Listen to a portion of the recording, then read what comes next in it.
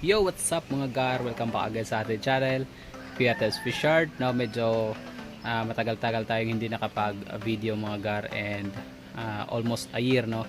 Kasi nagpa-reassign na ako dito sa probinsya namin, at nung August pa ako dito last year, and mag-iisang taon na rin, no? Simula nung umuwi ako dito. So matagal ako hindi nag-update, no, sa ating channel.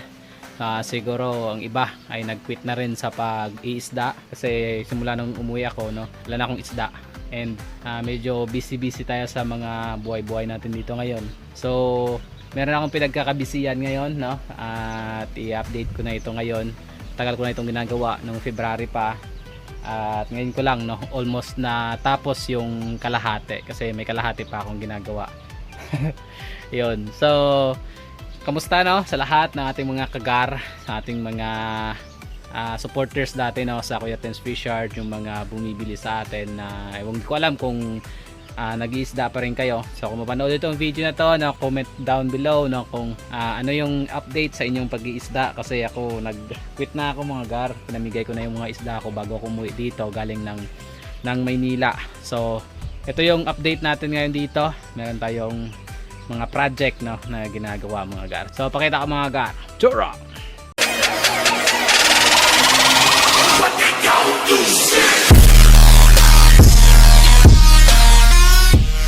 So ito yung una nating pakita mga gar, no. May aerator pa rin. So related pa rin sa aquaculture. Meron tayong mga aerator, tapos meron tayong mga balde na ginawa nating filter. So ang pinagkakabisihan ko mga mga gar, no, meron akong pinagawang kubo. Ito yung sa lupa na nabili ko dati. Tagal na to, no, matagal ko na to nabili. And ngayon ko lang ginamit mga gar. Ito yung pinagkakabisihan natin ngayon mga gar. Ayun, kung may meron kayong idea nito, malamang alam nyo to kung ano to. Ito yung natapos ko na ngayon. Yan, 4 na patong, tapos 4 na patong din dito. Yan, tapos bawat linya, no, 21 pieces na ganito. Yan, so 21 tapos 4, nasa 168 yan mga gar.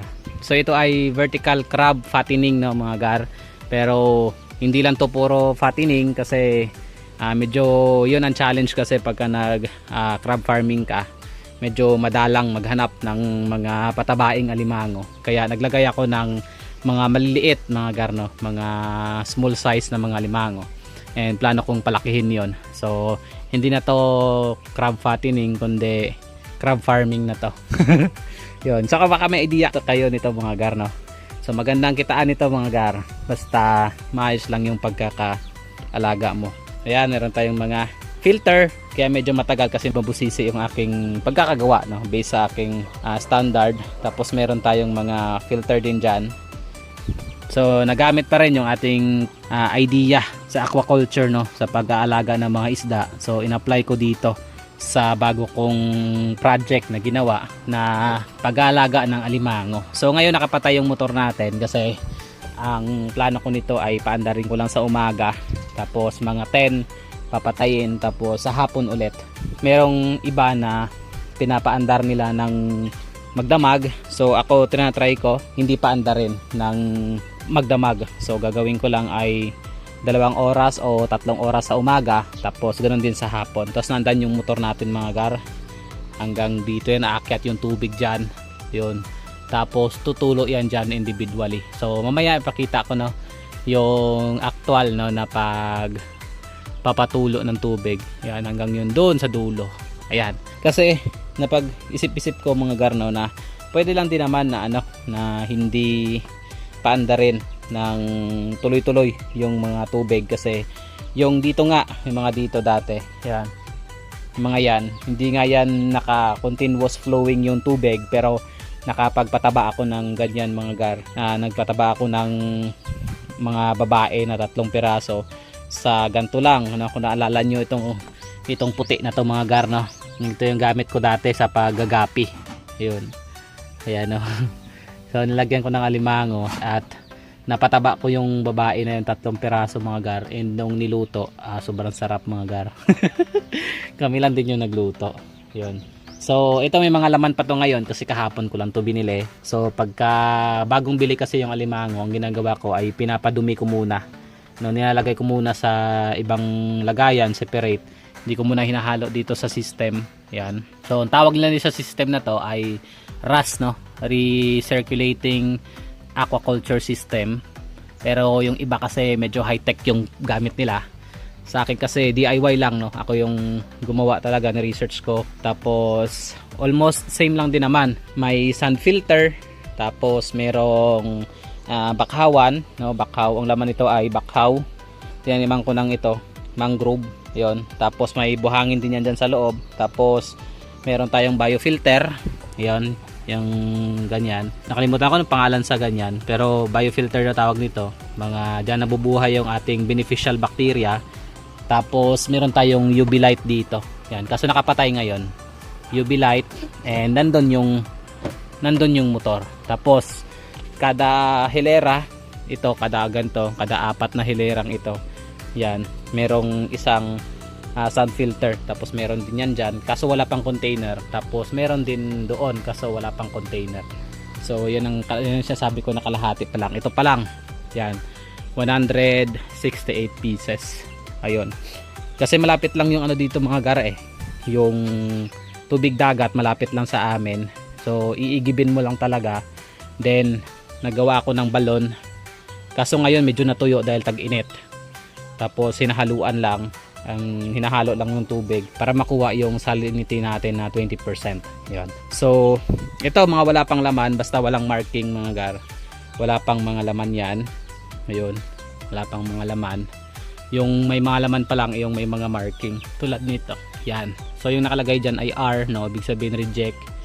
Reject yan. Reject ang tawag kasi niyan ng mga from basta hindi siya aabot ng 150 grams, yun reject ang tawag dyan. Kahapon ko lang yan nilagay for April 20. Tapos ito yung mga pinamili natin na mga malalaki. Ayan o, ito laki nito, 380 grams. Tapos ito 295 na female, ito male to. Ayun, so pero bago natin tignan yan mga garno, bago natin isa-isahin yan, meron pa akong ibang mga pinagkakagawa dito maliban sa pag-alimango. So dito sa gilid, so naglagay ako ng mga manok. Yun o, may manok tayo doon. Tapos may mga sisiw, yun ang mga sisiw. So 5 piraso yan sila. 8 dati yan, namatay yung 3. Tapos dito mga gar, meron tayong bagong pisa ng mga sisiw. Yan, yung inahin. Tapos may 5 sisiw yan. Yun. Tapos meron din dito, no, 2 sisiw. Ayan, no. Kapatid niya ng mga yon, kaso inaaway ng inahin dahil huling napisa. Kaya nilagay ko na lang dito. Tapos itong 2 itim na yan ay pinapisa ko lang yan ito. 2 sisiw. Tapos meron din tayo dito mga sisiw din mga gar. Ayun. Siyam yan dito ka piraso. Yan isa. Yan. Siyam na pirasong sisiw. Tapos meron tayong isang inahin na hulo yung breed. Ngayon natin dyan. Yun. So yung iba, yung mga yan, mga gar, mga ano yan, mga mix ng Rhode Island. Itong mga to, binili lang natin yung itlog, tapos pinapisa natin dito mga gar. Actually may itlog pa yan dito sa ating incubator. Yun. Gumawa din tayo ng incubator mga gar. Ito yung mga update natin dito pagdating natin dito sa probinsya. Ito yung pinagkakagawa natin. Meron akong 2 incubator. Yun. Kaso hindi ko nagagamit ngayon dahil wala tayong itlog. Tapos grabe yung init kaya nasisira yung mga itlog. Tulad nito, nasira yung itlog. Ayun o. 20 piraso sana yan kaso nasira. Ayun, hindi napisa yung mga itlog dahil sa sobrang init siguro. And hindi maganda siguro yung pagkaka-prepare ng itlog. So ito yung mga tubig natin na hinahalo. Ayun. So mini-mix lang natin yan para makuha natin yung 20% na salinity level. Tapos ito, yan. Matagal ko na tong ginawa mga gar, nung February pa. Ang problema ay medyo matagal siya gawin, no? Mabusisi. So mahirap siyang gawin. Medyo kailangan mo talaga ng oras. Kaso paminsan-minsan lang naman ako dito sa bahay kaya hindi ko magawa-gawa halos araw-araw. So ito yung meal natin, no, na 265 grams. Ayan siya, oh. Yun. Laki na mga gar, ayan, oh. Tapos itong 380 na lalaki. Ayan siya mga gar. Yan, ang laki na. Ang laki niya mga gar. Tapos itong 295 na female. Ayan mga gar, ang female natin. Tapos nandito din yung isang female natin. Ayan. Madami yan mga gar. Dan din. Ito maliit lang to kasi nasa 140 lang yan na female. Ayan. Yan. Tapos ito. Male na 170 grams. So ayan siya. Oh. Yun. Perfect. Yan. Tapos yan. May mga laman yan lahat mga gar. No? Yan o. Yan. Yun. Ito malaki din to mga gar. Female na 275 grams. So malaki yan mga gar. Yan o. Yan siya mga gar. Ang laki. Ito 40 grams na female. Ayan siya o. Yan ang laki. Tapos ito. Meron pa tayo ditong ito ano to. Ito yung bakla. Sa alimango kasi tatlo yung gender. Merong female, merong male, tsaka merong bakla. So ito meron tayong bakla na malaki na ayan o. Ayan, laki 240 grams yan mga gar. Pero yung mga bakla mga gar, pag nag-molt yan, magiging babae din yan. Kasi hindi naman yan literal na bakla talaga katulad ng alam niyo na. So ano yan siya, mga female na hindi pa nagmo-molt na pangbaga dalaga, mga ganun mga dalaga pa. Kung sa ano, mga dalagang alimango na babae. Ayan siya. Kaya, pero ang tawag sa kanya ay bakla. Yun. Yun ang isa sa mga mahal na mga alimango kasi ang sarap ng taba niyan. Nasa gitna siya ng aligi ng babae at saka yung taba ng lalaki. Parang sa gitna. Tapos ito malaki din to. Female na 200 grams. Ayan o. Yan. Yun. So binibili ko yan mga gar yung mga payat na alimango. Mga payat kasi lahat yan pinapataba. Tapos yung mga reject dito, papamolt ko siya para medyo lumaki. Ayun, try kong magpapamolt mga gar kasi nasa ano pa lang tayo ngayon, trial stage kasi kakagawa tapos lang nito. Kahapon ko lang yan nilagay yung mga alimango. Yan mapapansin nyo. Yung date ay April 20. Kahapon lang. So pinapakain yan ay mga tilapia. No, yung maliliit na tilapia, yung mga trash fish. Yun yung pinapakain natin every night. Tapos sa umaga titignan kung may natira. Ang mga natirang pagkain sa umaga ay tinatapon. Ayun. So yun na yan. So meron pa lang tayong 17 pieces no, 17 pieces na mga malalaki. Simula doon hanggang dito. Ayun. So namimili pa rin tayo mga gar ng mga malalaki na mga payat na papatabain. Tapos pag may nakuha si tatay na malalaking mga reject, yung mga solid, medyo malalaki na ng kaunti, nilalagay ko dito kasi ipapamolt natin yan. Try natin na lumaki kasi pag isang molt ng alimango malaki na yan kaagad. Maliban dyan mga gar sa mga nakalagay natin, meron tayong mga binili kahapon lang na hindi pa nalalagay sa system kasi yun yung sabi ko kanina na pinapadumi muna natin sila. Iluluwa muna nila yung mga nakain nila, yung mga dumi na nakain nila nung nakaraan, tapos yung mga bit-bit nilang kung ano-anong mga dumi mai-drop muna nila bago natin sila ilalagay sa system natin para pagdating sa system malinis no. Tulad nito sample, ayan o, napakalinaw ng tubig, ayan, napakalinaw. So may mga dumi pero yun yung dumi na kinain na nila kagabi.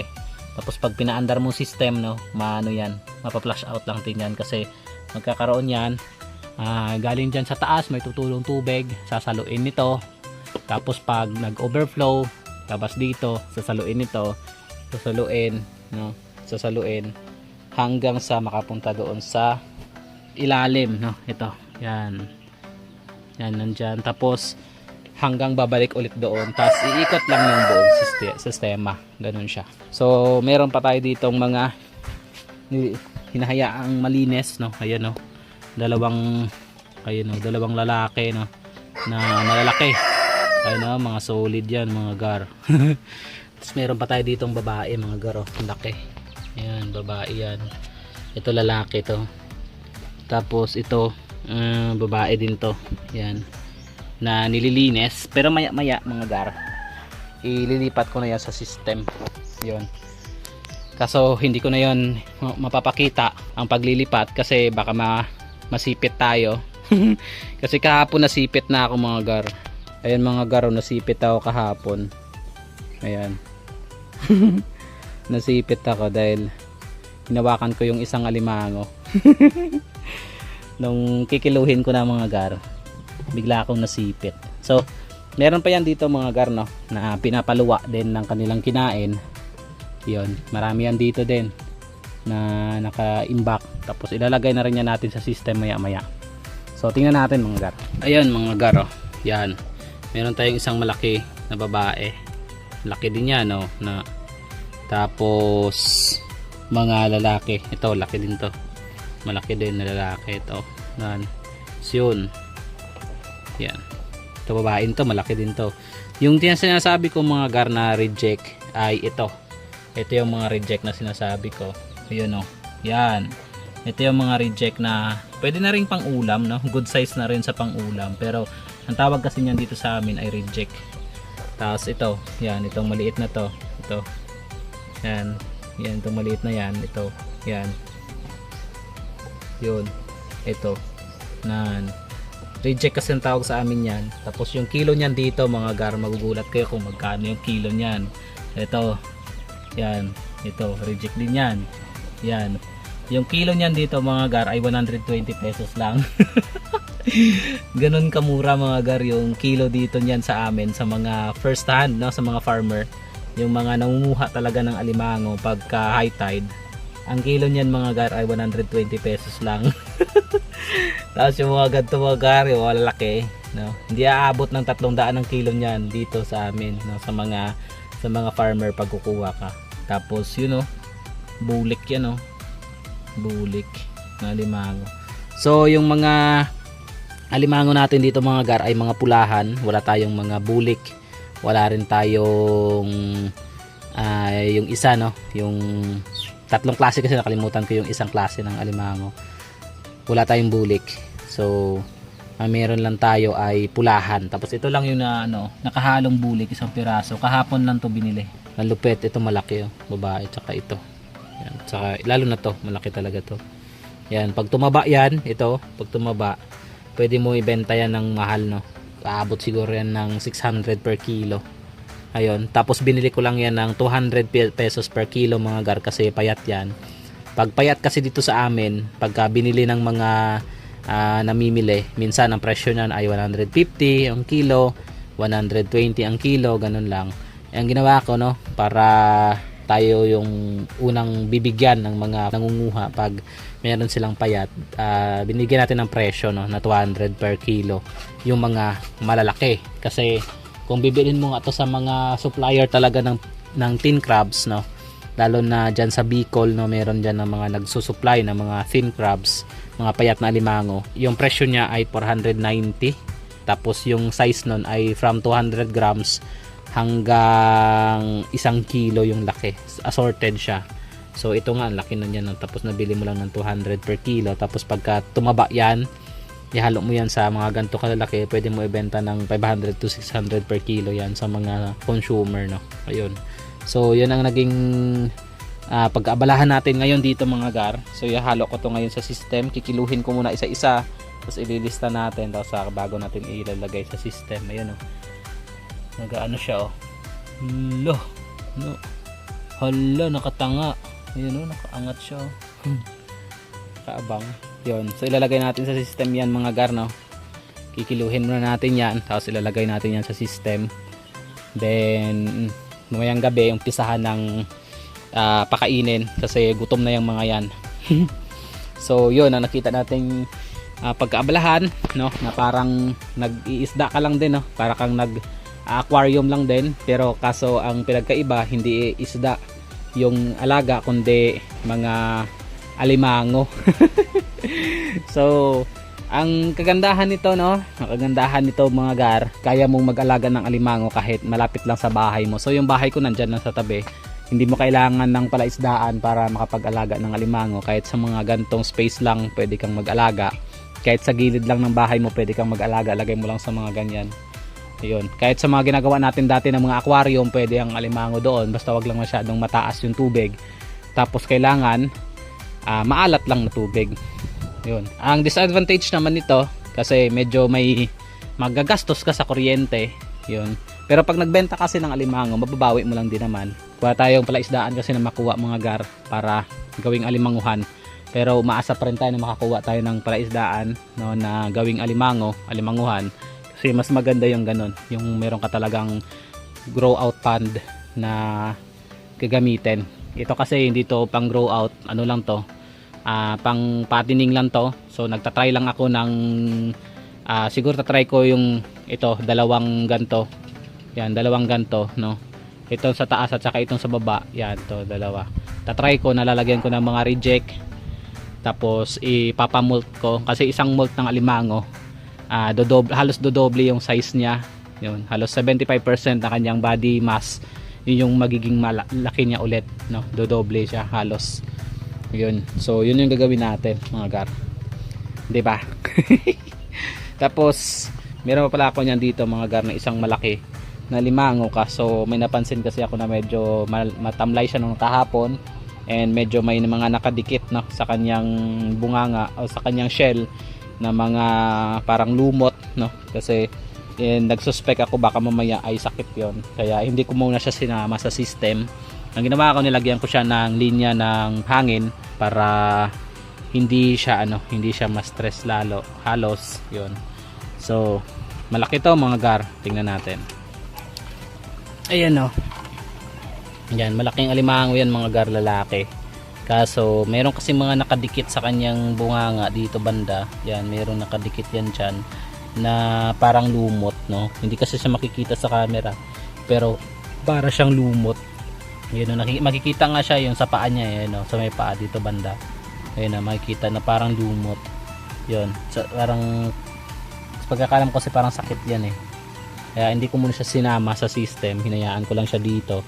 Pinakain nga yan siya ni tatay kaso hindi siya kumain. Araw kasi. Mas maganda kasi pakainin yung alimango sa gabi. Ayun ang pagkain niya. Tilapia.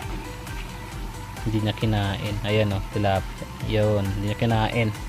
So, maganda kasi pakainin yung alimango sa gabi. Dahil active sila sa gabi, sa araw hindi sila masyadong active. Tapos mayroong tao kasi dito sa araw, kaya nahiya sila, shy. Yun. So malaki yan, no, na almost 400 grams yan, mga gar, na na alimango. Malapit-lapit sa kalahating kilo yan, lalaki. Yun. So hanggang dito na lang yung video natin, mga gar, no. Ito na yung ating mga bagong pagkakaabalahan at pagkakakitaan na din kahit papano. So kung andyan pa rin kayo nanonood, no, ito na yung bago ngayon na ginagawa ni Kuya Tems Fishard. So sana maging successful ito kasi ito ay business venture din, no. Try kung gaganda, kung maganda, pero try pa rin natin maghanap ng palaisdaan. So pag mayroon tayong kahit maliit lang na area, gagawin nating grow out pond yon. Sana makahanap tayo, no, kung hindi man this year, so baka next year meron yan. Tiwala lang, mga gar. Yun. So kung dito na lang yung ating video, mga gar, no. Kung gusto nyong mag-start din ito, mga gar, no, tanong-tanong lang kayo dyan sa ating comment section, at unti-unti kong ituturo, no, yung mga ginawa ko dito, ano yung mga isinalang-alang, mga trinay para magawa to mga gar. Kasi container lang to, mga gar, container na pinutol. Ayun, no, pinutol na container. So lagyan ko lang ng screen bilang harang. Isang container ginawang hinati para maging dalawa. Ayun. So dito na lang video natin, mga garang. Sa muli, ito yung Kuya Tems, sabing to God be the glory. Bye bye.